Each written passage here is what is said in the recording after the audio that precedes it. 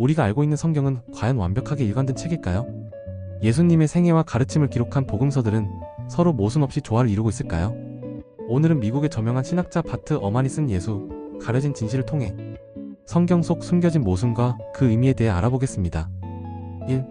성경 속 모순이란? 많은 기독교인들은 성경이 완전한 조화를 이루며 하나님의 영감을 받아 기록되었다고 믿습니다. 하지만 바트 어만 교수는 신약 성경을 면밀히 분석한 결과 복음서들 사이에 크고 작은 모순들이 존재한다고 주장합니다. 예를 들면 어떤 모순이 있을까요? 예를 들어 예수님의 마지막 말이 무엇이었는지에 대해 복음서마다 다른 기록이 남아 있습니다.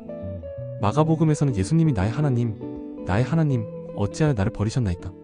라고 외치지만 누가복음에서는 아버지, 내 영혼을 아버지 손에 맡깁니다 라고 말합니다. 같은 사건인데 왜 내용이 다를까요? 2. 신약 성경은 어떻게 기록되었는가?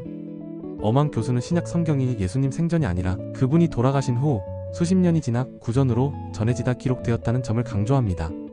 당시에는 인쇄술이 없었고 사람들은 예수님의 말씀을 서로 전하며 기억했습니다. 하지만 시간이 지나면서 이야기가 조금씩 달라질 수밖에 없었죠. 왜 초대 기독교인들은 다른 이야기를 기록했을까요? 예를 들어 친구와 함께 같은 영화를 본다고 가정해봅시다. 한 사람은 감동적인 장면을 강조할 것이고 다른 한 사람은 액션 장면을 더 생생하게 기억할 수도 있습니다. 초대 기독교인들도 각자의 신학적 관점과 공동체의 필요에 따라 예수님의 말씀을 다르게 기록했을 가능성이 큽니다. 3. 성경의 모순은 신앙에 어떤 영향을 미치는가? 그렇다면 성경 속 모순이 신앙을 위협하는 걸까요? 어만 교수는 그렇지 않다고 말합니다. 오히려 성경의 모순을 이해함으로써 우리는 당시의 역사적 배경과 저자들의 의도를 더 깊이 파악할 수 있습니다. 그렇다면 성경을 어떻게 읽어야 할까요? 성경을 단순히 문자 그대로 받아들이는 것이 아니라 각 저자의 역사적, 문화적 배경을 고려하며 읽는 것이 중요합니다.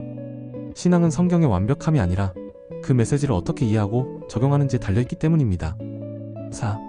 우리가 얻을 수 있는 교훈. 예수 가려진 진실은 성경을 더 깊이 이해하는 방법을 알려주는 책입니다. 우리는 성경을 무조건적인 신념으로 읽는 것이 아니라 열린 마음으로 탐구하고 질문하는 것이 필요합니다. 성경 속 모순에 대해 여러분은 어떻게 생각하시나요? 성경을 이해하는 데 있어 가장 중요한 요소는 무엇일까요? 댓글로 여러분의 의견을 나눠주세요.